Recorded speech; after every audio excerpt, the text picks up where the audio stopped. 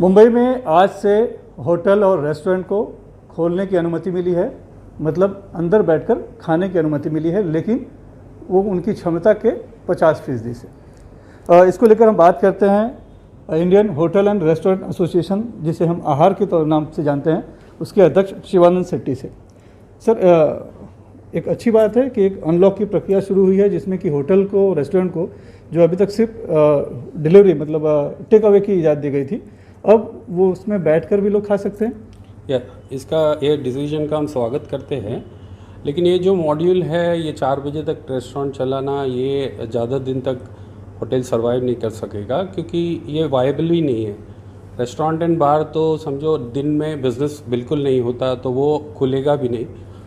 Restaurants जो है, Udupi restaurants, वो थोड़ा सर्वाइव कर सकेगा, लेकिन सरकार से हमारा ये रहेगा कि जल्द से जल्द इसे हमारा टाइमिंग रिस्ट्रिक्शंस जो है वो हटाए, क्योंकि नॉर्मल शॉप्स के लिए ठीक है, आप 4 बजे तक करेंगे तो you can plan this thing, shopping आप 4 बजे से पहले कर सकते हैं, लेकिन रेस्टोरेंट्स जो है, आप शाम का डिनर आप दिन में नहीं कर सकते। और अभी कम से कम लंच की तो सुविधा मिल गई है, नाश्ता, ब्रेकफास्ट और लंच की। नहीं, कैसा है कि हम लोग अभी तक टेक अवे और होम डिलीवरी के मॉडल में थे, उसमें हम मिनिमम स्टाफ में हम काम कर रहे थे। अभी जैसे ही डाइनिंग फैसिलिटी चालू होगा तो आपको 100% कैपेसिटी में आपको स्टाफ को रखना पड़ेगा। हमको एक्चुअली हमारा माइग्रेंट स्टाफ्स को भी बुलाना पड़ेगा, तो जैसे वो लोग आ जाएंगे तो हमारा कॉस्ट सब बढ़ जाएगा, और रेंटल्स भी जो होगा, जब आप डाइनिंग चालू करोगे तो रेंटल्स भी हाई रहेंगे, तो ये सब चीज़ में ये वायबल हो ही नहीं सकता। इलेक्ट्रिसिटी बिल बोलो, सब कुछ आपका कॉस्ट जो है इतना बढ़ जाएगा कि ये इसमें 10-20% बिजनेस करके कोई सर्वाइवल का कोई ये नहीं, उम्मीद ही नहीं है एक्चुअली। इससे या तो रेस्टोरेंट एंड बार या तो कंप्लीट बंद रहे, क्योंकि ओपन अभी भी आप जो आज का जो ओपन हुआ है, मेरे को लगता है मुश्किल से 10% या 20% रेस्टोरेंट ओपन होंगे, बाकी सब लोग अभी भी टेक अवे मॉडल में ही है। रेस्टोरेंट को तो जहाँ तक हम देख रहे हैं, कम से कम वहाँ पे लंच वगैरह लोग कर सकते हैं, लेकिन जो सबसे बड़ी समस्या जो बात करके उभर कर आ रही है वो ये है कि जो बार एंड रेस्टोरेंट है, जो रात के समय ही ज़्यादा चलते हैं, उनकी तकलीफ है।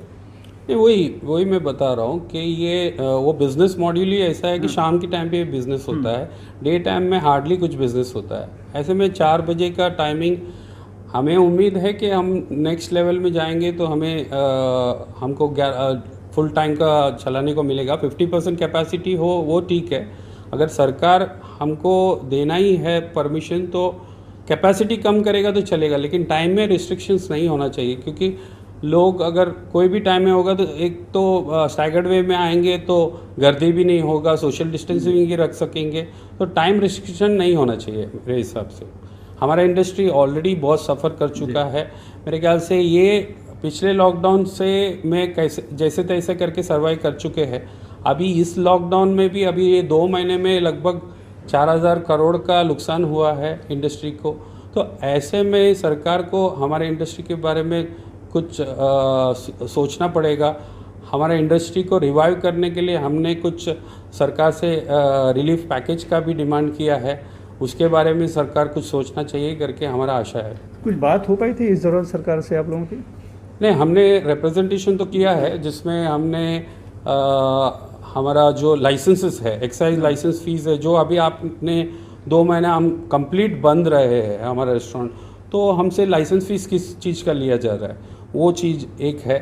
और एक्साइज और बाकी भी हेल्थ लाइसेंस है, हमारे जितने भी MCGM का स्टैट्यूटरी लाइसेंसेस है, उसको हमने कंप्लीट वेवर के लिए मांगा है, प्रॉपर्टी टैक्स में वेवर मांगा है।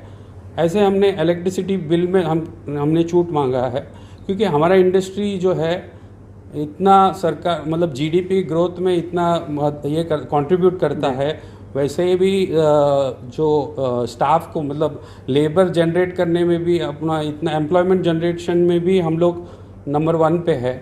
ऐसा इंडस्ट्री आज जितना प्रॉब्लम में है, तो सरकार को इसके बारे में बहुत सोचना पड़ेगा। हमारे इंडस्ट्री को वापस रिवाइव करने के लिए सरकार का कुछ कड़े कदम उठाने पड़ेंगे। ये तो बात की बातें हैं, सरकार के सामने आपने रखा, कम मांगे कितनी मानी जाएगी कहना मुश्किल, लेकिन एक जो फौरी तौर पर समस्या सामने दिखाई पड़ रही है कि ये जो अनलॉक की प्रक्रिया शुरू हुई है, लेवल 1, 2, 3, 4, ये हर हफ्ते रिव्यू होगा। तो जैसे अभी मुंबई लेवल 3 में है, लेकिन हो सकता है कि अगले हफ्ते जो है जब उसका रिव्यू हो तो वो लेवल 2 में भी आ जाए, तो पूरा दिन भर चले। लेकिन फिर अगले हफ्ते हो सकता है कि फिर से वो लेवल 3 में चला जाए या फिर चला जाए, तो ये एक तकलीफ है। एग्जैक्टली यही बड़ा सोच है, मतलब टेंशन है कि अगर समझो हम लेवल 2 में आए तो हम लोग फुल कैपेसिटी में आ जाएंगे, हम लोग फुल पूरा दिन चलाने, तो हमको पूरा स्टाफ पे रखना पड़ेगा। और वेरी नेक्स्ट वीक अगर समझो कि वो ये लेवल 3 में जाता है फिर 4 बजे, ये मॉड्यूल रेस्टोरेंट के लिए तो हो नहीं सकता है, ये शॉप्स के लिए ठीक है। सरकार को मेरे ख्याल से कैपेसिटी, जो सीटिंग कैपेसिटी में अगर हमको कटौती करते हैं तो वो ठीक है, लेकिन ये जो टाइम रिस्ट्रिक्शंस जो है ना वो बिल्कुल नहीं होना चाहिए। उसके हमारा रेस्टोरेंट का मॉड्यूल ही अलग है, तो वो शाम का टाइम भी बिजनेस है, आप दिन में देख के भी कोई फ़ायदा नहीं है, तो वो सरकार को इसके बारे में थोड़ा सा सोचना पड़ेगा। लेकिन थोड़ी सी तो उम्मीद जगी है आप लोगों को। एग्जैक्टली ये सरकार का जो ये है डिसीजन है ये बहुत अच्छा है, हम इसका स्वागत करते हैं। तो ये उम्मीद तो जगी है थोड़ी सी, लेकिन कुछ ऐसी प्रैक्टिकल जो कठिनाइयाँ हैं उसको भी सरकार ने ध्यान देने की ज़रूरत है। मुंबई से कैमरामैन संजय मंडल से सुनील सिंह, NDTV इंडिया के लिए।